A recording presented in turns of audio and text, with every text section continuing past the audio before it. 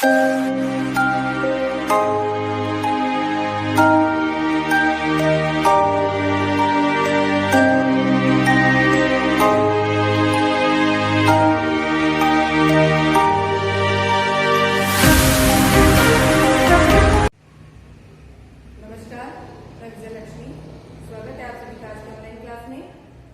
कक्षा में हमने केंद्र सरकार के बारे में, सरकार के अंगों और संसद के बारे में पढ़ा।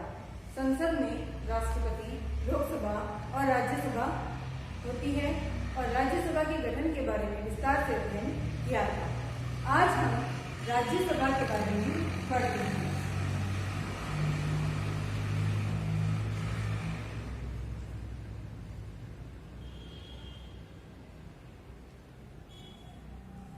राज्यसभा, जैसा कि मैंने आप सभी को पहले भी बताया कि संसद का राज्यसभा का जो सदन है यह उच्च सदन और द्वितीय सदन के नाम से जाना जाता है और इसकी सदस्य संख्या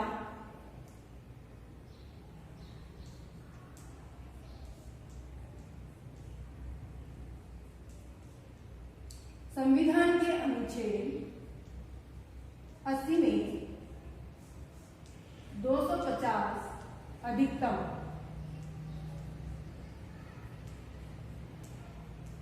बताई गई है और वर्तमान में इसकी सदस्य संख्या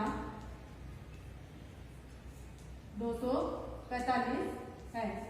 अब देखिए कि राज्यसभा के जो सदस्य हैं 245, इनके अंदर भी 233 सदस्य तो राज्यों की विधानसभाओं से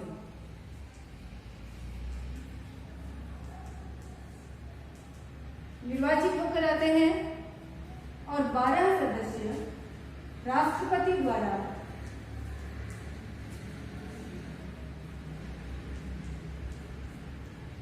मनोनीत होते हैं।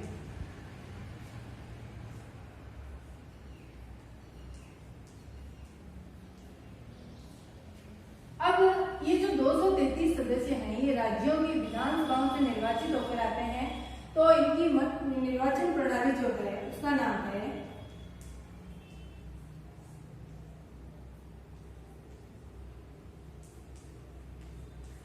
एकल संक्रमणीय आनुपातिक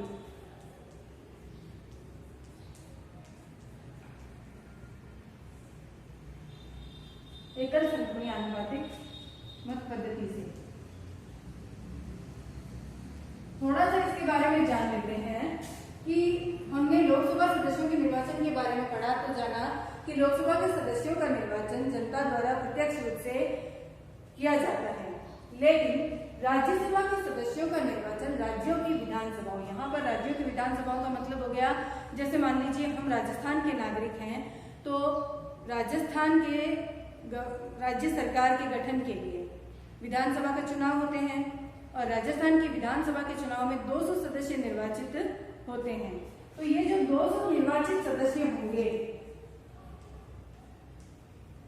ये 200 सदस्य आपके जो हैं ये राज्यसभा के निर्वाचन में राजस्थान के प्रतिनिधियों को निर्वाचित करते समय भाग लेंगे। सभी को जानकारी होनी चाहिए कि राजस्थान में विधानसभा सदस्य 200 होते हैं, लोकसभा सदस्य 25 होते हैं और राज्यसभा के सदस्य 10 निर्वाचित होते हैं। ठीक है ना? तो अब ये जो 25 ये प्रत्यक्ष चुने जाते हैं, ये 200 प्रत्यक्ष चुने जाते हैं और ये जो 10 सदस्य हैं इनका निर्वाचन इन 200 सदस्यों द्वारा होता है। ठीक है, यह हमारे राज्यसभा के सदस्यों के निर्वाचन के समय भाग लेते हैं। अब ये तो हो गई इनकी निर्वाचन प्रणाली और सदस्य संख्या। आगे चर्चा करते हैं इनकी योग्यताओं की। तो राज्यसभा के सदस्यों की योग्यताएं हमने पूर्व में लोकसभा के सदस्यों की योग्यताएं पढ़ी है कि वह भारत का नागरिक होना चाहिए, किसी लाभकारी पद पर कार्यरत नहीं होना चाहिए, दिवालिया या पागल घोषित किया हुआ नहीं होना चाहिए और आयु के संबंध में इनमें अंतर पाया जाता है।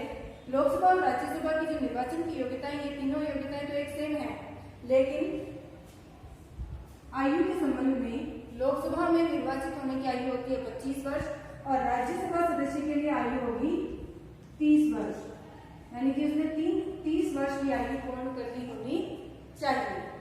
जो राज्यसभा का सदस्य निर्वाचित होता है वह सदस्य कम से कम 30 वर्ष की आयु का होना चाहिए। तो आगे हम देखते हैं इनके कार्यकाल के बारे में। तो राज्यसभा के सदस्यों का कार्यकाल, अब देखिए यहाँ पर मैंने सदस्यों का कार्यकाल लिखा है, राज्यसभा का कार्यकाल नहीं लिखा है। इसका कारण क्या है? इसका कारण ये है कि राज्यसभा एक स्थायी सदन है, यह कभी भी भंग नहीं होता है, ठीक है ना। राज्यसभा के जितने भी सदस्य होते हैं उनका कार्यकाल 6 वर्ष होता है और प्रत्येक 2 वर्ष के पश्चात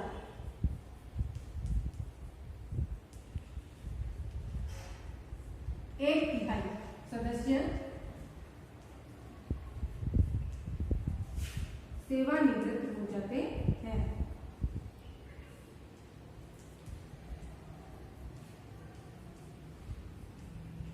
जैसे कि उदाहरण देकर मैं आपको समझाती हूँ कि मान लीजिए हमारी राज्यसभा में कुल 100 सदस्य हैं, तो इसमें से हर 2 साल बाद क्या होंगे, 33 सदस्य जो होंगे वह रिटायर हो जाएंगे और 33 सदस्य नए आ जाएंगे। अब मान लीजिए ये जो 100 सदस्य हैं ये हमारा आंकड़ा है 2014 का, ठीक है। तो 2014 के बाद 2016 में 33 रिटायर होंगे और 33 क्या आएंगे, नए आ जाएंगे।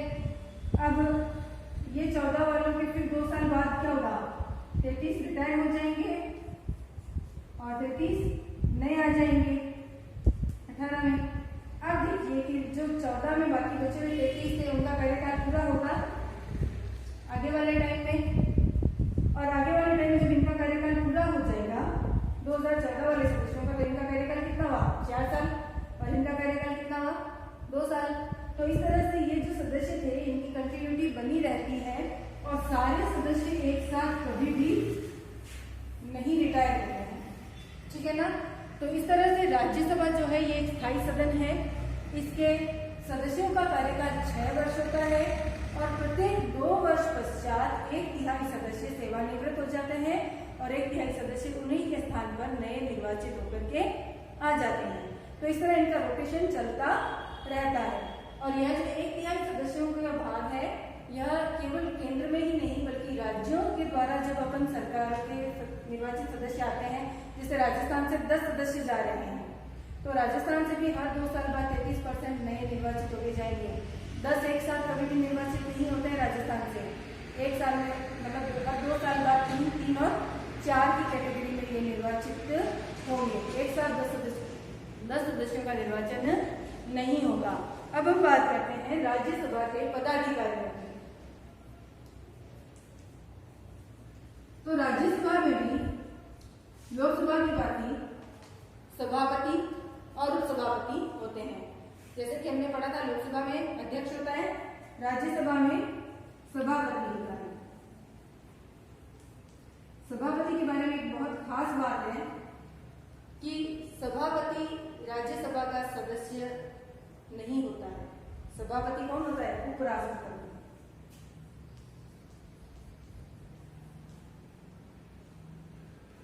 जो उपराष्ट्रपति होता है वह राज्यसभा का सभापति होता है और उपसभापति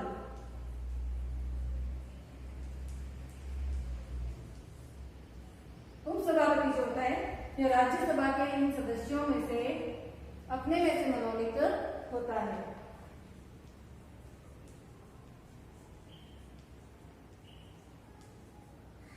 ठीक है, तो ये हुई हमारी राज्यसभा जो कि संसद का द्वितीय सदन या उच्च सदन कहलाता है। इसकी सदस्य संख्या अनुच्छेद 80 के अनुसार अधिकतम 250 और वर्तमान में 245 है। इसके सदस्यों की योग्यताओं में हमने जाना कि आयु कम से कम 30 वर्ष होनी चाहिए, बाकी सभी योग्यताएं लोकसभा की तरह समान रहती हैं। और यह एक स्थायी सदन है जिसके सदस्यों का कार्यकाल 6 वर्ष होता है और हर 2 वर्ष पश्चात 1/3 सदस्य सेवानिवृत्त होकर नए निर्वाचित हो जाते हैं। इसके पदाधिकारी में सभापति है जो कि उपराष्ट्रपति राज्यसभा का सभापति होता है और उपसभापति जो है ये राज्यसभा के सदस्यों द्वारा अपने में से ही मनोनीत या चुना जाता है। अब हम बात करते हैं लोकसभा और राज्यसभा के गठन के पश्चात हम संसद की शक्ति। तो देखिए, जैसा कि मैंने आपको पहले बताया था कि व्यवस्थापिका यानी कि संघीय व्यवस्थापिका को संसद कहते हैं और यह हमारी कानून निर्माण की जो शक्ति है उसका उपयोग करती है, या यूं कहें कि विधायी शक्तियां इसकी महत्वपूर्ण शक्तियां हैं। विधायी शक्तियां, तो विधायी शक्तियों के अंतर्गत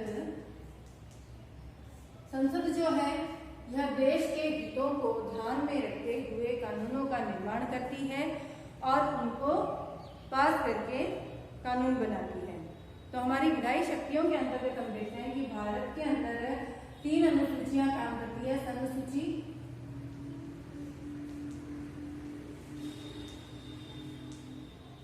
राज्य सूची और समवर्ती सूची। ये 3 सूचियां होती हैं जिनमें हमारे सभी विषयों को बांटा गया है। जो राष्ट्रीय महत्व के होते हैं वो संघ सूची में, समवर्ती सूची में जो इन पर दोनों का समान अधिकार होता है, राज्य सूची के विषय अलग से होते हैं। तो इस प्रकार से संघ सूची और समवर्ती सूची के सभी विषयों पर कानून बनाने का कार्य हमारी संसद करती है। संसद के अंदर इन विषयों पर कानून बनाया जाता है।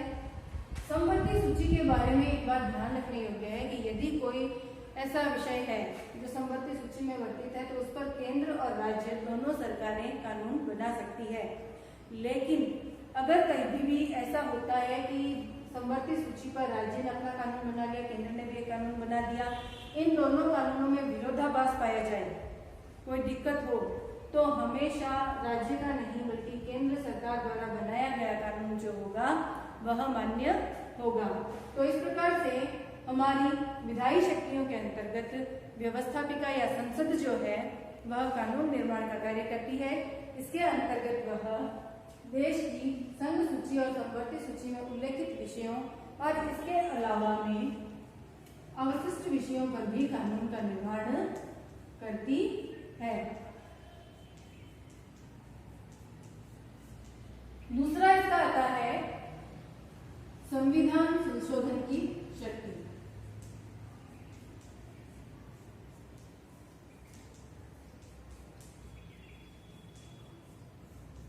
संविधान संशोधन का जो कार्य है वह केवल भारत की केंद्रीय संसद या यूं कहें भारत की संसद के द्वारा ही किया जा सकता है। राज्यों की विधानसभाओं में हम संविधान के अंदर संशोधन का कोई प्रस्ताव नहीं ला सकते हैं, क्योंकि संविधान सभी राज्यों पर समान रूप से शासन करता है और सभी राज्यों के द्वारा प्रतिनिधित्व प्राप्त या संगठन होता है हमारा संसद का। और इसी कारण से संविधान में यदि किसी बात को लेकर के कोई संशोधन करना हो तो उसका संविधान संशोधन की शक्ति किसके पास है? हमारी संसद के पास है। संविधान संशोधन के लिए 3 प्रक्रियाएं होती है, एक साधारण बहुमत, एक विशिष्ट बहुमत और एक आता है अति विशिष्ट।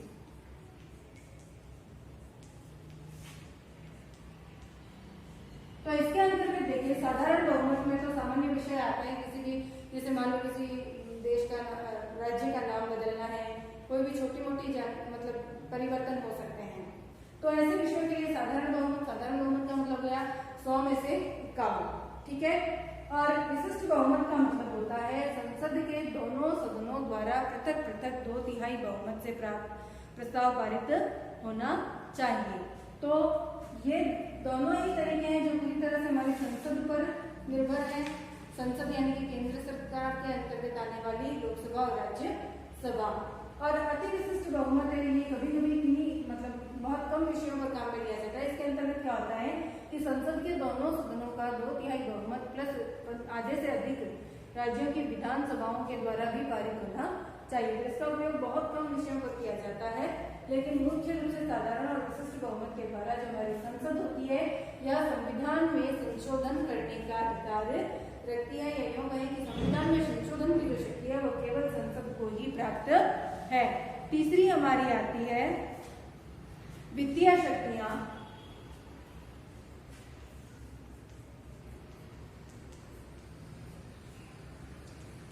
देखिए, जनता का प्रतिनिधित्व होने के कारण जो हमारी वित्तीय शक्तियां हैं यह संसद को प्रदान की गई है। भारत में एक वित्तीय वर्ष होता है वह 31 मार्च से 1 अप्रैल तक होता है। या कहीं 1 अप्रैल से 31 मार्च होता है। 1 अप्रैल से 31 मार्च। तो प्रतिवर्ष हमारे वित्त मंत्री जो होते हैं वो हमारा बजट तैयार करते हैं और उसे संसद के सम्मुख प्रस्तुत करते हैं, और संसद में पास होने के बाद भी कोई भी वित्तीय लेन देन या खर्चे संबंधी कार्य किया जा सकता है। यदि हमारा वित्त जो बजट है ये संसद द्वारा पास नहीं होता है तब तक हम उसमें से किसी भी प्रकार की कोई खर्चे वगैरह नहीं कर सकते। तीसरा आता है हमारी प्रशासनिक शक्तियां। तो राज्यों की प्रशासनिक शक्ति, प्रशासनिक शक्तियों के अंतर्गत हम देखते हैं कि जो हमारी कार्यपालिका होती है यह संसद के प्रति उत्तरदायी होती है। व्यवहारिक रूप में तो संवैधानिक स्थिति यही है कि यह संसद के प्रति उत्तरदायी होती है, लेकिन व्यवहारिक रूप में देखें तो लोकसभा के प्रति उत्तरदायी होती है, क्योंकि लोकसभा हमारा प्रत्यक्ष निर्वाचित सदन है। ठीक है, तो प्रशासनिक शक्ति के अंतर्गत आएगा हमारी कार्यपालिका।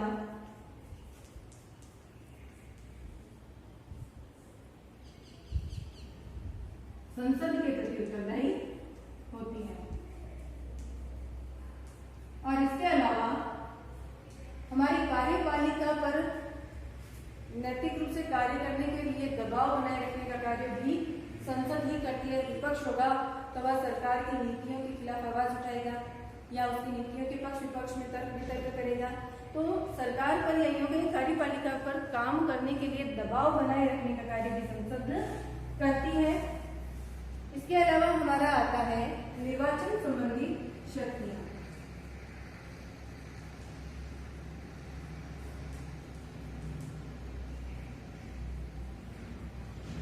आप देखिए कि जो संसद के दोनों सदन है लोकसभा और राज्यसभा, इनके निर्वाचित सदस्य एक निर्वाचक मंडल के रूप में भी कार्य करते हैं। ये किनका निर्वाचन करते हैं? एक राष्ट्रपति का और उपराष्ट्रपति का।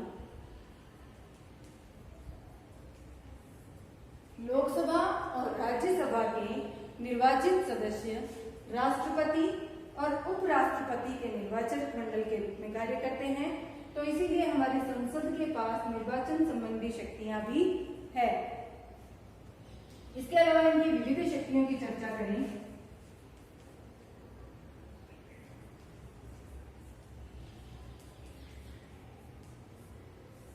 तो एक तो आता है इनकी महाभियोग प्रक्रिया के संबंधी।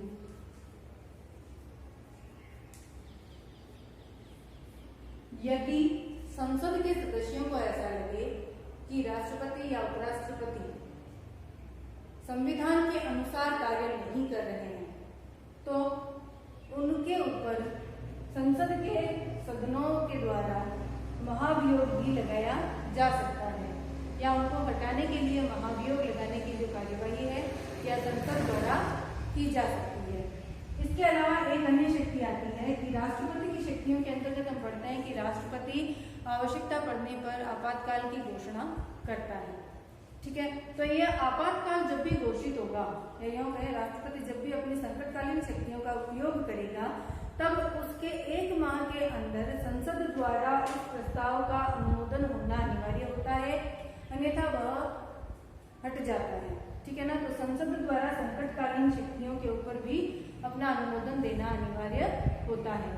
तो इस प्रकार से हमने देखा कि हमारी जो संसद है वह विधायी शक्तियां यानी कि कानून निर्माण का कार्य करती है, जिसके अंतर्गत वह संघ सूची और संवर्ती सूची के विषयों पर कानून बनाती है। इसके अलावा अवशिष्ट विषय जो है उन पर भी कानून बनाने का अधिकार हमारी संसद को होता है। और संसद के द्वारा संपत्ति सूची पर जब कोई कानून बनाया जाता है, अगर राज्यों से उसके संबंध में कोई विरोधाभास पाया जाए तो संपत्ति सूची पर जो कानून केंद्र सरकार ने बनाया होगा वही राज्यों में मान्य होगा। यह तो हमारी विधायी शक्ति। दूसरी शक्ति आई हमारी संविधान संशोधन की। तो संविधान संपूर्ण देश का एक है और देश के अलग अलग राज्यों की विधानसभाओं में संविधान के संशोधन के लिए कोई प्रस्ताव नहीं लाया जा सकता है। संविधान संशोधन यदि किसी कारणवश करना हो या किसी आवश्यकता पड़ जाती है तो उसके लिए प्रस्ताव केवल हमारी संसद के अंतर्गत आएगा और संसद के द्वारा ही संविधान के संशोधन की प्रक्रिया को पूर्ण किया जा सकता है। संविधान संशोधन के लिए हम 3 प्रकार के बेस फॉलो करते हैं। पहला साधारण बहुमत से, दूसरा विशिष्ट बहुमत से और तीसरा अति विशिष्ट बहुमत से। साधारण बहुमत का मतलब हो गया कि 100 में से 51 और विशिष्ट बहुमत का मतलब हो गया कि संसद के दोनों सदनों द्वारा 2/3 बहुमत से मत प्राप्त होने चाहिए। और अति विशिष्ट का मतलब हो गया कि संसद के दोनों सदनों द्वारा पृथक 2/3 बहुमत के अलावा आधे से अधिक राज्यों की विधानसभाओं द्वारा भी वह प्रस्ताव जो पारित होकर के आना चाहिए। फिर आती है हमारी वित्तीय शक्तियां। तो लोकसभा और राज्यसभा दोनों के द्वारा ही वित्त बजट जो होता है वह पास किया जाएगा। उसी के पश्चात हमारा जो वित्तीय वर्ष है 1 अप्रैल से 31 मार्च, इसके अंतर्गत कोई भी लेन देन खर्चे संबंधी कार्य किया जा सकता है। जब तक हमारा बजट जो है वित्त मंत्री द्वारा संसद में पारित नहीं करवा लिया जाता तब तक हम किसी भी प्रकार का लेन देन करने के लिए स्वतंत्र नहीं होते, यानी कि जनता का प्रतिनिधि होने के कारण हमारी संसद को संपूर्ण वित्तीय अधिकार प्राप्त होते हैं। फिर आती है प्रशासनिक शक्तियां। तो हम जानते हैं कि कार्यपालिका संसद के प्रति उत्तरदायी होती है, ठीक है। और कार्यपालिका पर कार्य करने के लिए दबाव बनाए रखने का कार्य भी कौन करती है? हमारी संसद करती है। किस प्रकार? प्रश्न पूछकर, आलोचना करके, विवाद द्वारा इत्यादि कार्यों से यह कार्यपालिका पर दबाव बनाए रखने का कार्य भी करती है संसद के निर्वाचित सदस्यों द्वारा। फिर आती है हमारी निर्वाचन संबंधी शक्तियां। तो संसद के दोनों सदनों के निर्वाचित सदस्य जो हैं यह राष्ट्रपति और उपराष्ट्रपति के निर्वाचन का कार्य करते हैं। फिर आपकी विविध शक्तियां। तो इसके अंतर्गत हम जानते हैं कि संसद के सदनों द्वारा ही राष्ट्रपति का निर्वाचन होता है और उन पर महाभियोग लाने का अधिकार भी संसद को दिया गया है। यहाँ पर एक महत्वपूर्ण बात जो है याद रखने योग्य कि हमने अभी राज्यसभा के मनोनीत सदस्य और लोकसभा के 2 मनोनीत सदस्यों के बारे में पढ़ा। तो ये जो राज्यसभा और लोकसभा के मनोनीत सदस्य हैं ये निर्वाचन के समय तो भाग नहीं लेते हैं, लेकिन महाभियोग प्रक्रिया के समय जो राष्ट्रपति द्वारा मनोनीत सदस्य होते हैं ये भाग लेते हैं। इसके अलावा राष्ट्रपति जब भी अपनी आपातकालीन शक्तियों का उपयोग करता है तो उन आपातकालीन शक्तियों का अनुमोदन संसद के द्वारा होना अनिवार्य होता है, ठीक है ना। राष्ट्रपति जब भी अपनी आपातकालीन शक्तियों का उपयोग करता है तो उसका अनुमोदन किसके द्वारा होना चाहिए? संसद के द्वारा। जैसे मान लो कि राष्ट्रपति ने किसी भी राज्य में आपातकाल की प्रधानमंत्री राज्यपाल की सिफारिश पर राष्ट्रपति शासन लगाया तो वहां पर संसद के द्वारा वह प्रस्ताव अनुमोदित होना अनिवार्य होता है 1 माह की अवधि के अंतर्गत। तो इस प्रकार से हमने केंद्र सरकार के अंतर्गत लोकसभा, राज्यसभा और संसद की शक्तियों के बारे में विस्तार से चर्चा की। आप सभी इनके नोट्स बना करके इनको ध्यान से पढ़ें। यदि कोई प्रॉब्लम होती है तो आप कमेंट बॉक्स में या अपने क्लास टीचर से व्हाट्सएप नंबर पे क्वेश्चन करके